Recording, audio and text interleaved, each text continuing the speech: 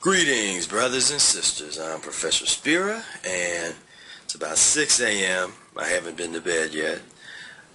Played yesterday on the street for many hours. Went to a couple different places. Went to the ball game. Played the Ohio State Fair again. If you watch the previous video, I had that on there. And then I played at the Arena District. And playing on the street for me has been a real important part of my own personal evolution, kind of as a musician in person, because it really just challenges you in a way you can't really explain, and pushes you, and at the same time, what you get back is so rewarding. When you have the ability to grab an instrument and just go out and you can touch anybody, because not all musicians really can do that. There's a lot of musicians that they have to have a band, or they have to have some other entity, or be playing to a track or something. And sometimes I take tracks out there, but recently I've been playing a lot of just like you saw in the video, where I got a clave block and the trombone. And there's other times when I'll go out there with like an effects pedal and a battery and an inverter and all kinds of stuff.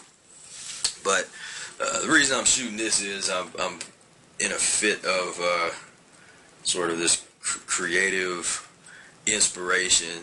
And this is, I guess, an attempt for me to try to share a little bit more of my personal kind of things, and just because I know a lot of people think like all I'm into is the Mucusless diet, and that I'm just obsessed with the Mucusless diet and all that kind of stuff. But the truth is, like, the Mucusless diet is really not the first thing on my list in terms of, in terms of obsession. Music is probably took at the top, and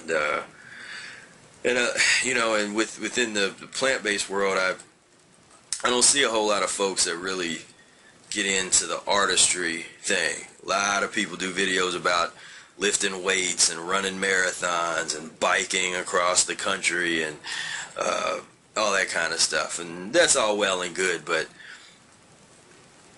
I'm really interested in artistry, in creativity, in that side of the coin. And for me, the Mucusless diet really opened up my, I was already creative, but it just took the little bit of creativity that I had and just totally opened it up. And, musically, was just opened my ears up to new sounds, new concepts of music. And so it just, music brought me to the diet. I mean, the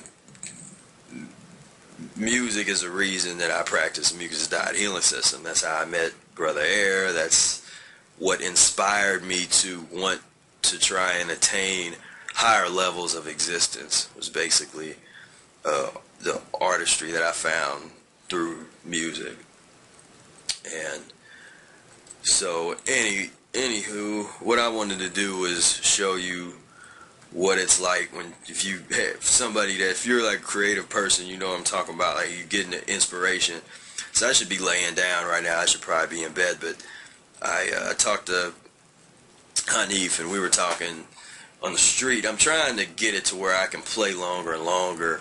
I tend to play for an hour and a half or hour, and I don't really stop, so I'll play straight, then I'll take a break, relocate, play for another hour and a half. And that's sort of been my thing. Now, Brother Air and Baby Babaji, they play percussion, and they'll go out. They might play 5 or 6 hours straight at an event, and that's their thing. And it's very hard to do that with a trombone, because I don't care how. I mean, I'm sure there's guys out there somewhere, but there's not a lot of folks that I know, like trombone players, is playing on the street like that, where you would be playing non-stop. If you're on the bandstand in a normal, like a gig band or something, or you're playing a big band or whatever, play the melody, you have a solo, and you might have a long solo, but you stop and somebody else has a solo normally. And so at some point you're not playing hardcore brass instrument. It's like that with any brass instrument. It really starts to get to your lips when you do that. But what I wanted to do is show you this. If I can do this. Okay, so what you're looking at here is a street, what am I going to call this? This is a drum rig. This is sort of a bunch of different things that I had in the house. And long time ago, I was inspired a lot by Brother Air and what he was doing on the street, and I wanted to develop a way to play percussion kind of with my feet and play the trombone at the same time. And I ended up developing something else where, if you've seen any videos of me with my effects pedal and stuff, I take that out on the street and use a guitar effects pedal. But what I'm looking into now is kind of coming back to seeing if I can get this to work. And so I put all this stuff together, and these are just things that I got from all kinds of, I think this got that at a pawn shop years ago, maybe 10 years ago. A lot of this stuff was from pawn shops, or I think one of these was a donation. A friend of mine, a musician friend of mine, we played a gig, and I think he left his drum, and then he ended up going to another city. I'm still meaning to give it back to him, but I put it to good use until I remember to do it. But yeah, so I don't know if I want to play anything yet. I'm still trying to get, I gotta really work on it, because I'm not really a drummer, percussion wise.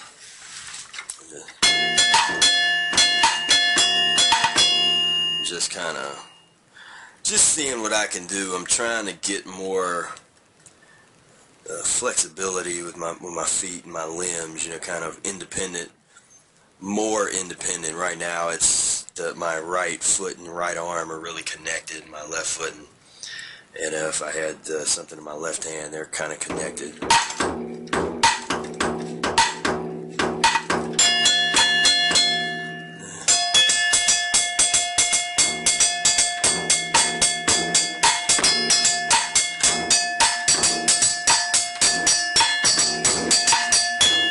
So I mean, like I said, it's not happening yet, but I just need to practice. I sit here with the metronome for a couple hours a day and hit this, and just go out on the street.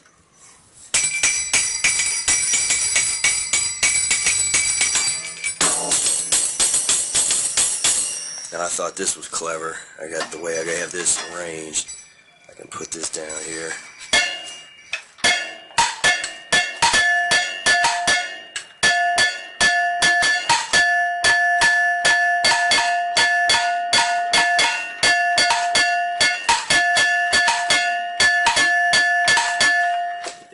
So, like I said, I got a lot of more work to do. But what's interesting is, after all these years of playing, kind of watching Brother Air, there's things that I'll hear in my head that him and Baby Babaji have played, and it'll come out, and sometimes I can do an impression of it, but I'm just trying to just do my thing. I can't, I'm not trying to be on that level with this, but what I bring to the table is I'm going to get this stuff down with my feet and then be able to play the trombone on top, which I can already do with a very basic kind of, there's a, wait,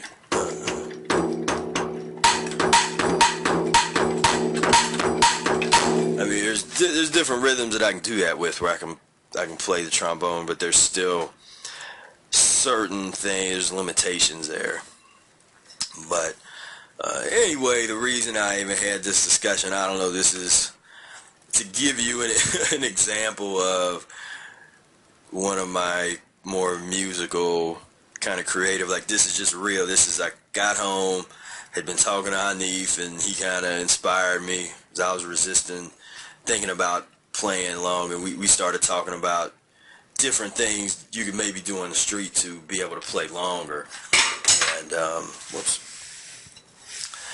and so that kind of inspired me to like get this back together. And I think I actually might, I'm seeing if this is good enough to where I can take it out tomorrow, and then I can sit there and basically practice and at the same time make a little cash while I'm practicing, while I'm developing something kind of new. So I am a little tired, so it's about 7:30. So I think I will, and even as I say that, you know what I'm going to do? I'm going to probably hit the off button here, then I'm going to start hitting that drum, and before I know it, another hour or two will go on by, and I still haven't gone to bed. But that is how the inspiration goes. It's, you know, you, as an artist, you have to basically, it's like we say with the Mucusless Diet, you have to be able to get out of the way and get out of the way of the universe and let it do its thing. And when you get an inspiration to create something or to practice or to do something, you sort of have to serve the inspiration. You have to, you're a servant of the art of whatever you're into. And so as a servant of the art, I might want to go to bed, but if I got the inspiration, I might need to just keep on working on something. Now I won't do it at the expense of, well, I'll try not to do it at the expense of health. Perhaps that's you know, I don't know if maybe that's weakness, or like I said, I don't really need that much sleep. I guess compared to other people, it seems like a lot of sleep to me. 4 hours is pretty long, but some people I know sleep a little longer than that. But you know, whatever you need. I don't care what people do in terms of sleeping. But yeah. So anyway, just wanted to kind of give a look into this type of thinking, or this side of my life. You know, this is a very it's a very real side of anybody that knows me a little bit more personally. Most of the people I'm close to are really artists, and so we all kind of do this type of thing that borders.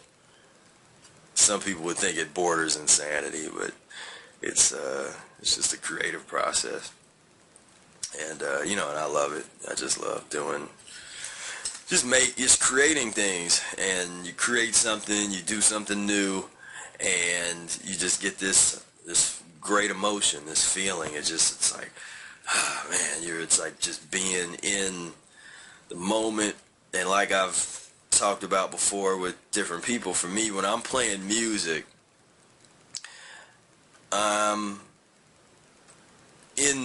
in the so-called now, people, in the new age kind of movements like to talk about be in the now and stop thinking and all that kind of stuff. And for me, I've found that experience through music, because when I'm playing music and I'm improvising or I'm practicing or I'm really into it, I'm not thinking. When I get good enough, that's part of where you get the inspiration to practice, because when you get good enough, you basically become a channel for vibration, and the vibration just comes through you. You're not forcing anything. You're not whatever. You are this channel, and music is flowing through you. And when that happens, and you're plugged in and turned on in the right way, then there's no thought. You're not thinking about the future, and you're not fixated on the past. You're not even thinking about the present. You're not thinking. You are at one with the universe, and you're channeling this whatever, these vibrations. And I know there's a lot of deeper traditions that really get into meditations where you're listening for various musics and sounds and things that are of various planes of existence, and that I take that seriously. I take that whole mission of a vibrationist, someone that is learning to control and channel vibration. And it's just a humbling experience. You have to put in a lot of work to. I've always said it's like removing obstruction. That's basically what practice is. Really, practicing anything, you are removing obstruction. When I sit here and go.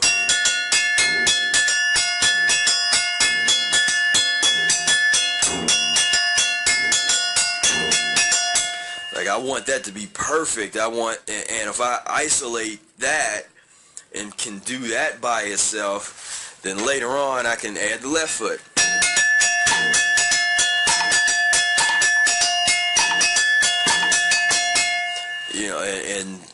And it's just the process of practicing something.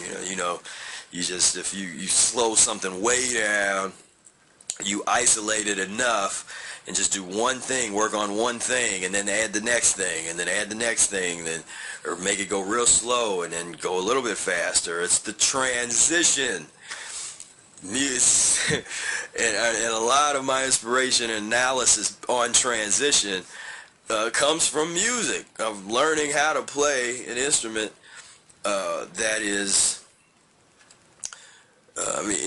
instruments. The trombone is kind of this big, this big brass, this big thing of metal, and you have to make it be a part of your body. Like, it has to become a part of you if it's gonna work. If it's gonna sound right. I strive to not be someone just playing a horn, but to really be able to express myself through it. And I got a way long way to go. I'm in my infancy, really. Musically, just there's so much to work on, and there's so heights to where you can take things as a controller of vibration. It's just it's endless, and I want to really, really, really take it somewhere. And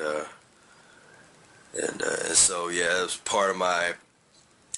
And I spending a lot of time putting together the annotated book and stuff, and I was moved to do that. That's part of my mission and my kind of a calling. It was like, okay, you have to do this, but I look forward to when I've done that and that's out there and people are benefiting from it, and all that's well and good, so I can get back to my the 12-hour-a-day practice sessions, because that's normal. That's normal for really great musicians. At some point they've gone through periods where they've practiced their instrument 8 to 12 hours a day, sometimes 18 hours a day. I went periods where I practice as soon as my lips get too tired, then I start listening to the music I'm trying to memorize, and I go back to practice, and then lips get tired again, and I'm watching videos, the live performances, and you're just so immersed. And it takes being that immersed to be a halfway decent player. And then for the folks that become really great musicians, that it's perspiration along with talent and everything else, but it's a lot of work. No matter how much talent you have, it's work. But one thing I looked at is, I think for the people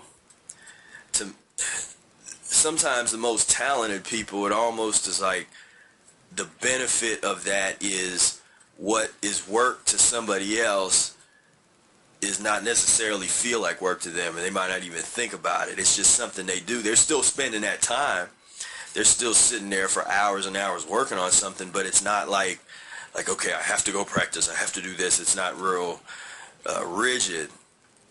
And I try to, when I'm in a practice mode, I try to do that, where I'm break things down to where it's real easy and you just live with it. You live with stuff for a long time, and before you know it, it's just flowing, and you own whatever you're working on.